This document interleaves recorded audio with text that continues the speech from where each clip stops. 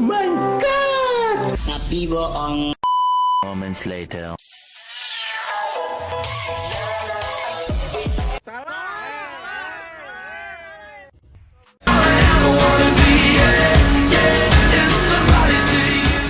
Oke, standby, kamera ready, sound ready, 3, 2, 1, action. Bismillahirrahmanirrahim. Assalamualaikum warahmatullahi wabarakatuh. Perkenalkan, nama saya Wildan Jaini. Saya salah satu mahasiswa dari Prodi Manajemen Pendidikan Islam STI Inovatif Darul Ihsan. Dibuatnya video ini untuk memenuhi salah satu tugas dari mata kuliah Ulumul Hadis, dan apa saja yang akan saya jelaskan pada kesempatan kali ini mari kita simak bersama-sama. Baik, teman-teman yang dirahmati oleh Allah, pada kesempatan kali ini saya akan mencoba menerangkan atau menjelaskan tentang hadis maudhu atau hadis palsu. Latar belakang dari pembuatan materi ini ialah hadis merupakan sumber hukum Islam kedua setelah Al-Quran. Namun seiring dengan berjalannya zaman, muncul berbagai hadis palsu yang dibuat oleh orang-orang yang tidak bertanggung jawab, yang mana tujuan mereka diantaranya untuk kepentingan tertentu seperti politik, ekonomi, atau hanya sekedar ingin mendapatkan popularitas dan keuntungan saja. Selanjutnya, rumusan masalah.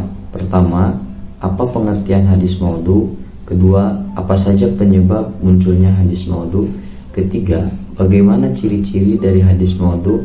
Yang keempat, apa hukum meriwayatkan hadis maudhu? Dan yang kelima, bagaimana cara kita menghindari hadis maudhu? Adapun tujuan dari penulisan ataupun pemaparan materi ini, pertama, untuk mengetahui pengertian dari hadis maudhu. Kedua, memahami sebab munculnya hadis palsu. Ketiga, mengetahui ciri-ciri hadis maudhu. Keempat, memahami hukum meriwayatkan hadis maudhu. Dan yang kelima, mengetahui cara menghindari hadis palsu dalam kehidupan sehari-hari. Teman-teman yang dirahmati oleh Allah, pengertian dari hadis maudhu. Kata maudhu secara bahasa berarti yang diletakkan atau yang dibuat-buat. Sedangkan secara istilah, hadis maudhu ialah hadis yang secara sengaja dibuat dan disandarkan kepada Rasulullah SAW, padahal beliau tidak pernah mengucapkannya, melakukannya, atau menetapkannya. Dengan kata lain, hadis maudhu adalah hadis palsu. Adapun penyebab munculnya hadis maudhu, pertama, bisa didasari dengan motif politik, yaitu digunakan untuk mendukung kelompok atau kekuasaan tertentu. Kedua, fanatisme golongan, sebagaimana orang membuat hadis untuk membela mazhabnya, seperti yang banyak terjadi pada zaman sekarang. Ketiga, kepentingan ekonomi, yaitu untuk menarik jamaah atau pengikut dan keuntungan bagi dirinya pribadi sendiri. Dan yang keempat, niat baik yang salah. Sebagian orang membuat hadis palsu dengan alasan ingin mendukung kebaikan, tapi caranya salah. Kemudian ciri-ciri dari hadis maudhu atau hadis palsu. Pertama, isinya bertentangan dengan Al-Quran atau hadis sahih. Kedua, mengandung janji pahala yang berlebihan atau ancaman yang tidak masuk akal. Ketiga, sanadnya terputus atau terdapat perawi yang dikenal sebagai pendusta. Keempat, gaya bahasa atau susunannya tidak sesuai dengan gaya bahasa Rasulullah SAW. Dan yang kelima, tidak terdapat dalam kitab-kitab hadis terpercaya. Kemudian, hukum meriwayatkan hadis maudhu. Para ulama telah bersepakat bahwa haram meriwayatkan hadis maudhu tanpa menjelaskan kepalsuannya. Namun, jika disebutkan dengan penjelasan bahwa hadis tersebut palsu, maka diperbolehkan sebagai peringatan agar orang lain tidak tertipu. Cara bagi kita untuk menghindari hadis maudhu atau hadis palsu. Pertama, belajar ilmu mustalah al-hadis atau belajar ilmu hadis.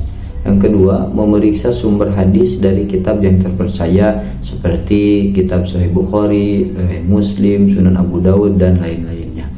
Ketiga, tidak langsung menyebarkan hadis yang belum jelas kebenarannya. Keempat, bertanya kepada ulama atau ahli hadis. Dan yang kelima, gunakan aplikasi atau situs hadis terpercaya seperti Maktabah Samilah, Sunnah.com, atau hadisweb.id. Kesimpulannya, dari materi saya ini, hadis maudhu adalah hadis palsu yang dibuat dan disandarkan kepada Nabi SAW secara sengaja.